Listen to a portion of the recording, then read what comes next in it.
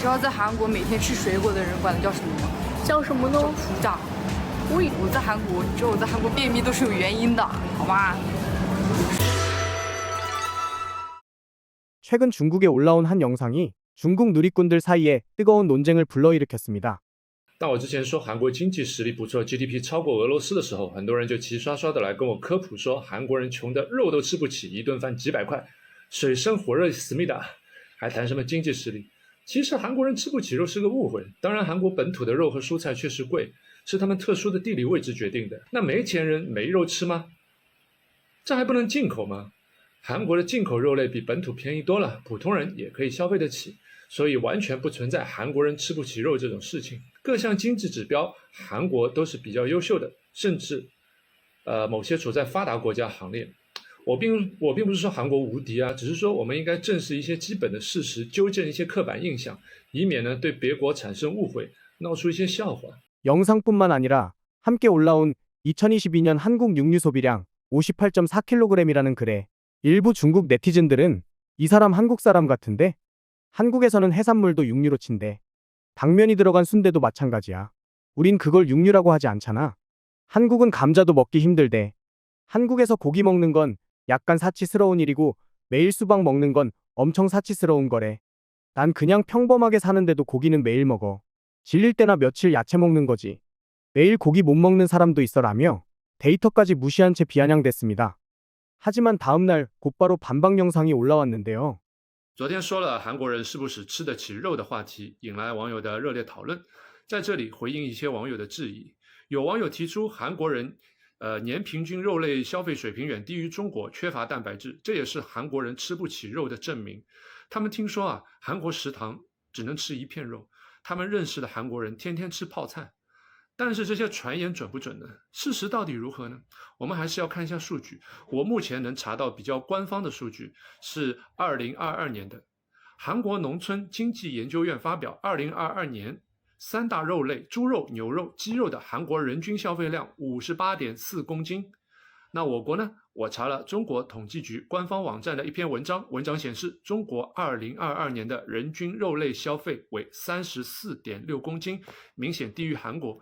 因为这个数据在统计局官方网站，我觉得还是比较权威的。其实韩国2021年就被联合国评为发达国家，发达国家物价贵是很正常的，因为他们收入高，并不是谁的物价便宜谁发达。比如菲律宾西瓜比中国还要便宜一半，你去菲律宾可以吃西瓜吃得很爽，但是你不会觉得菲律宾比中国还发达吧？ 반박 영상에도 여전히 중국 누리꾼들 사이의 논쟁은 멈추지 않았습니다.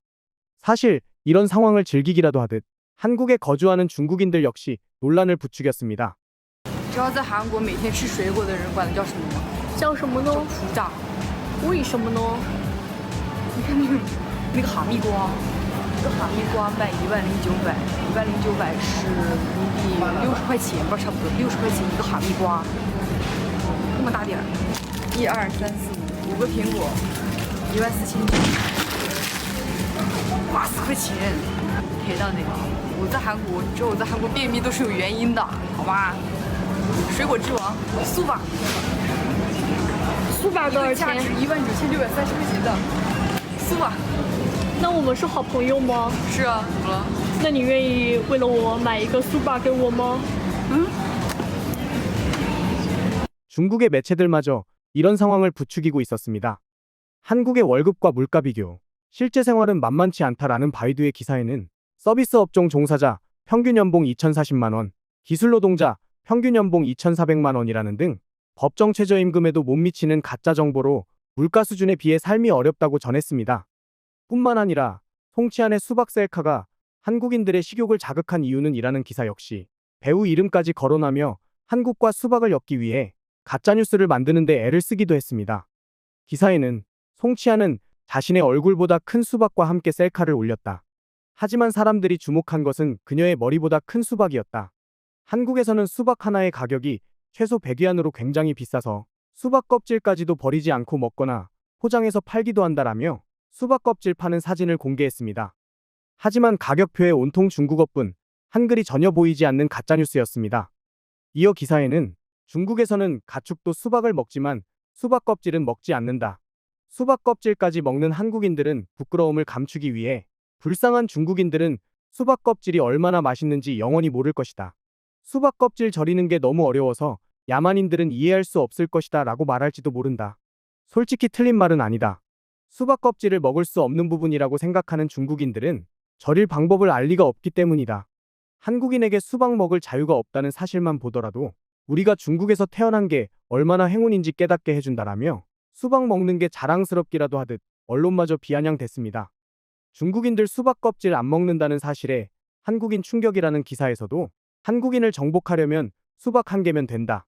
수박 한 통을 구매한 후 한국인 앞에서 대담하게 먹고 마지막에 수박 껍질을 아무렇게나 쓰레기통에 버리기만 하면 된다.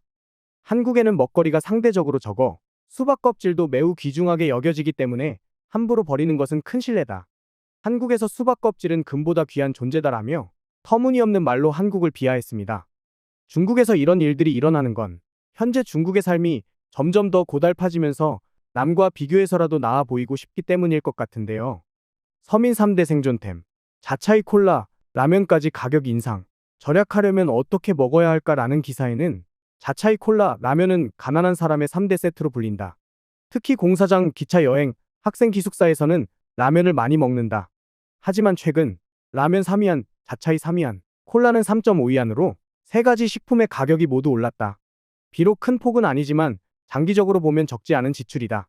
가난한 사람의 3대 세트 가격 상승을 대신할 서민들의 대체 식품이 있을까? 현재로서는 없다. 대안은 콜라는 마시지 말고 자차이와 라면만 먹고 거기에 생수 한 병을 추가하는 것이다. 이렇게 하면 완벽한 대체가 될 뿐만 아니라 건강에도 더 좋다라며 참 머릿속이 궁금해지는 중국다운 발상을 내놨습니다. 기사는 이어 한국에 거주 중인 한 중국인의 영상을 소개하며 한국의 물가는 수박을 제외하고 국내에서 말하는 것만큼 높지 않았다고 전했습니다. 在韩国首都首尔，一天最低工资的购买力到底有多强？今天我们来到首尔的一家大型连锁平价超市——家家超市。韩国的法定最低时薪是51元人民币，一天工作8小时约410元人民币。我们来看看，在首尔一天最低工资到底能买多少东西？ 서울에서 하루 최저임금으로 생각보다 많은 양의 물품을 사면서 영상이 중국에서 화제가 됐고 2탄으로 부산편까지 제작했습니다. Hello, may I have a interview? I can speak English. 한국말 괜찮아요. 아, 네. 您是做什么工作的？ 택배 일을 您一个月工作多少天？ 한 달에 20일에서 23일 一天工作几小时呢？ 하루에 한 7시간 您一天的收入是多少？ 하루에요? 하루에 보통 한 20만 원에서 30만 원 사이. Thank you, thank you, thank you。在韩国第二大城市釜山，快递员一天工资20万韩元，约1000元人民币的购买力到底有多强？韩国快递员一天工资的购买力挑战结束，这是买了这整整一车肉蛋奶、蔬菜水果、米面油，全部都买了，现在还剩大约100元。这是我唯一一次挑战没把钱给花完。韩国快递员一天工资的购买力：600克五花肉、10个黑虎虾、2斤鸡肉、2条小黄鱼、30个鸡蛋、2升纯牛奶、1小把辣椒、1个包菜、2份金针菇、3.6斤洋葱、5个红萝卜、7个大葱、12个猕猴桃、2斤樱桃、3斤香瓜、14斤西瓜、8个香蕉、1.6升食用油、15包泡面、20斤大米，还有100块钱没花光，购买力很强，爆赞！ 한국이 어떻게 사는지 궁금해하는 중국인이 참 많아 보이는데요. 가짜 정보를 믿던 중국의 네티즌들은 한국의 진짜 모습에 과연 어떤 반응을 보였을까요? 지금부터 중국 누리꾼들의 생생한 반응을 살펴보겠습니다. 한국 택배기사는 하루 7시간 일하고 1,000위안 번다. 한국에서는 배달원이나 택배기사 월급이 가장 높아. 그쪽에서는 한 달에 260만 원 벌면 중산층이야. 틱톡 보면 중국이 여러 방면에서 이미 미국, 일본, 유럽 같은 선진국들을 넘어섰다고 해. 분명 중국이 세계 최고야. 애국심에는 죄가 없다. 그래도 팩트는 존중하자. 상하이에서 군고구마 하나 사는데 30위안 넘어서 SNS에 불평했더니 고향에선 내가 상하이에서 군고구마도 못 사 먹는다는 소문이 났어. 이런 영상은 많은 유튜버들한테 충격일 거야. 영상 더 많이 찍어주세요. 그럼 두 나라 사이 오해도 줄어들 거예요. 다른 사람들이 못 산다고 상상해봐야 자신이 더 나아지지는 않아. 뼈 때리시네. 홍콩도 고소득 고물가 지역이야. 육류, 채소, 과일 전부 본토보다 비싸. 근데 누가 홍콩을 가난하다고 생각해? 구매력 진짜 세네. 고기 가격도 국내랑 별 차이가 없어. 왜 10년 전쯤 한국 사람들이 중국에 단체로 왔는지, 지금은 태국을 좋아하는지 이제야 이해가 돼. 초봉이 우리보다 몇 배는 높았으니까 중국에서 소비하는 게 더 이득이었겠어.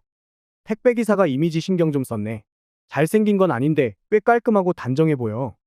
7시간 일하면 나머지는 여유로우니까 당연히 깔끔하게 꾸밀 수도 있는 거겠지.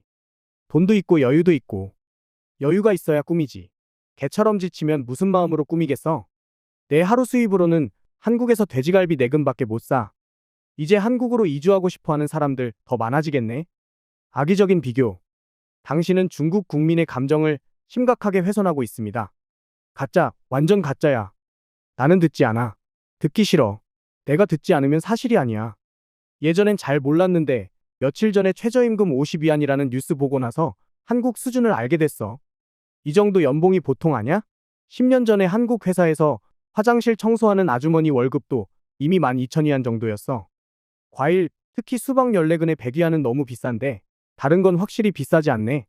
한국 택배기사 하루 임금 구매력 정말 괜찮았어. 하루에 1,000위안 벌면 수박 하나에 100위안은 확실히 괜찮지. 우리는 개도국이니까 개도국이랑 비교해야 돼. 비교하니까 행복이 더 산산조각 났어. 진짜 영상은 적게 찍는 게 좋아. 특정 집단한테 공격받을 수도 있거든.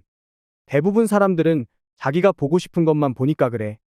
예전엔 한국 사람들이 소고기 못 먹는다는 게 이해가 안 됐어.